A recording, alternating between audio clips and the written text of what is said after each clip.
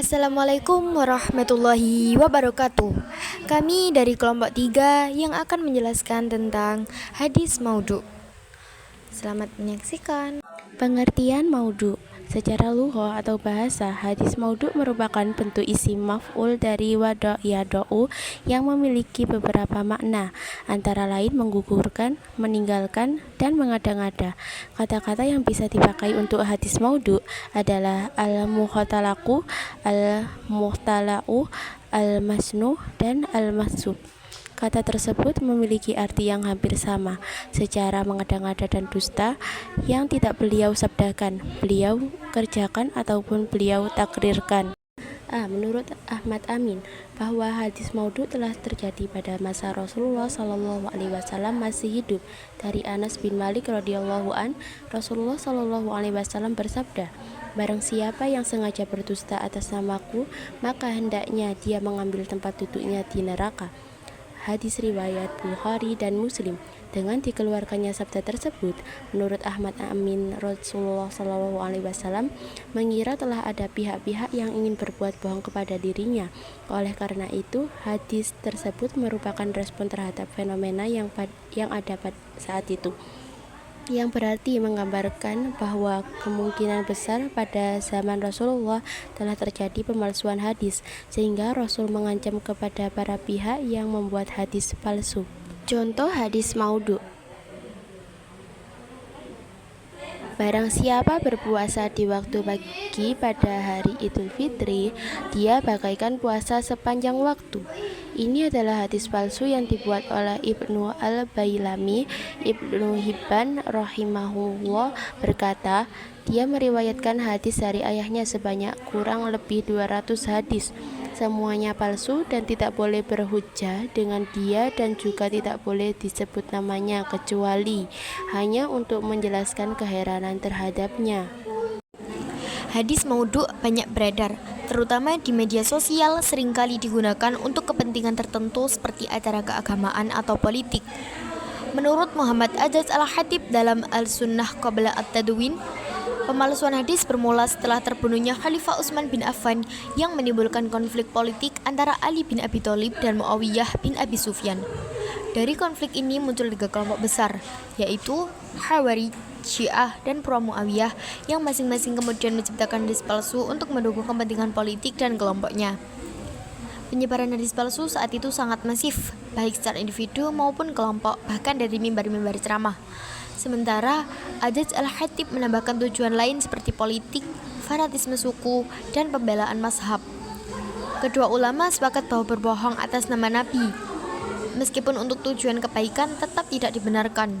Sebagai dari akibat banyaknya hadis palsu, para ulama kemudian melakukan seleksi ketat untuk memisahkan hadis yang sahih dari yang palsu. Upaya mereka melahirkan ilmu hadis yang menjadi warisan keilmuan penting hingga kini. Hadis maudhu muncul karena konflik politik dan kepentingan pribadi, tetapi berkat kerja keras para ulama, hadis-hadis yang sahih dapat dilestarikan dan dibedakan dari yang palsu. Penyebab munculnya hadis maudhu. Terdapat berbagai faktor yang menyebabkan hadis maudhu, hadis palsu muncul, antara lain sebagai berikut. 1. Pertentangan politik dalam soal pemilihan khalifah. 2. Adanya kesengajaan dari pihak tertentu untuk merusak ajaran Islam. 3. Mempertahankan madhab dalam masalah fikih dan ilmu kalam. 4. Membangkitkan gairah beribadah untuk mendekatkan diri kepada Allah. 5. Menjilat para penguasa untuk mencari kedudukan atau hadiah. M. Agus Solihuddin 2009-188.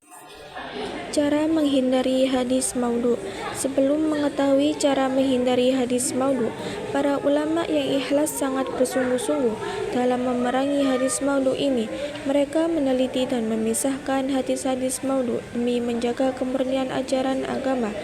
Mereka mengkaji semua hal yang berkaitan dengan hadis Nabi Muhammad SAW, baik dari sisi riwayat ataupun isi matan hadis. Dan berikut hal-hal yang dilakukan oleh ulama untuk menjaga kemurnian hadis. 1. Menetapkan sanad. Cara menetapkan sanad: mengambil sanad yang mutasil termasuk hal yang sangat diperhatikan sejak masa tabi'in, sehingga menjadi kewajiban bagi orang yang menyampaikan hadis untuk menyebutkan sanadnya.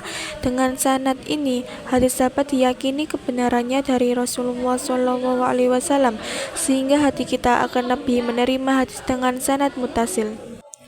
2. Berkembangnya keilmuan di bidang hadis. Berkembangnya keilmuan di bidang hadis ini, mereka melakukan rihlal atau perjalanan untuk mencari sumber hadis yang terpercaya. Ahli hadis sangat bersemangat dalam menghafal hadis dan mendiskusikan hadis bersama para ahli hadis yang lain. Mereka menghafal hadis sahih, dhaif, dan maudhu, sehingga tidak ada yang kekeliruan dalam menstatuskan hadis. 3. Membentengi hadis dari kebohongan. Membentengi hadis dari kebohongan ini, mereka menjelaskan hadis-hadis maudhu dan tidak lengah untuk memerangi para pendusta. Hasilnya, orang-orang awam dapat mengetahui hadis palsu dan menghindarinya. 4. Menjelaskan sifat-sifat rawi. Menjelaskan sifat-sifat rawi ini, mereka dapat membedakan mana hadis yang sahih dan yang bukan. Karena itu, mereka meneliti kehidupan rawi untuk mengetahui sifat-sifat kesehariannya. 4. Menjelaskan sifat-sifat rawi. Menjelaskan sifat-sifat rawi ini, mereka dapat membedakan mana hadis yang sahih dan yang bukan. Karena itu, mereka meneliti kehidupan rawi untuk mengetahui sifat-sifat kesehariannya. 5. Membuat kaidah untuk mengetahui hadis maudhu. Cara mengetahui hadis maudhu. Sebelum mengetahui hadis maudhu, kita harus memahami apa itu hadis maudhu. Hadis maudhu ini hadis palsu. Penyebab kemunculannya serta ciri-ciri yang bisa dikenali. Karena hadis maudhu adalah kebohongan yang dinisbatkan kepada Nabi Muhammad SAW dan sangat dilarang untuk disebarkan tanpa peringatan bahwa itu adalah hadis palsu. Dan berikut ini cara mengetahui hadis maudhu. 1. Pengakuan dari pemalsu hadis itu sendiri. 2. Membandingkan tahun kelahiran rawi dan wafat gurunya. 3. Melihat ideologi perawi hadis. 4. Memahami kandungan matan hadis dan bahasanya.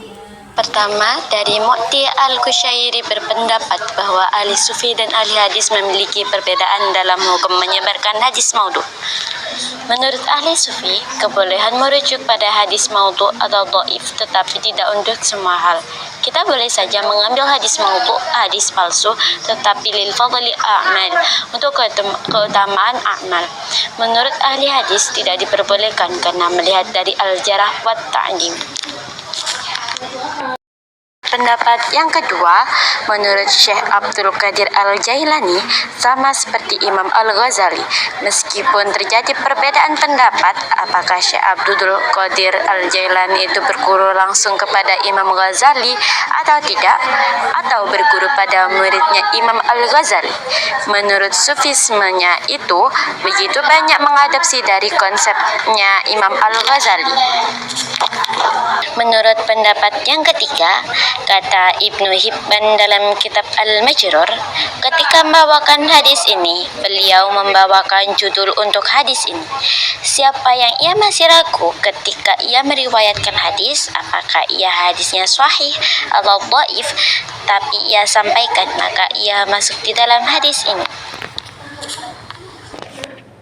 Syekh Muhammad bin Sahih Al-Utsaimin rahimahullah berkata, hadis maudhu berdasarkan kesepakatan para ulama tidak boleh disebut-sebut dan disebarluaskan di tengah-tengah manusia.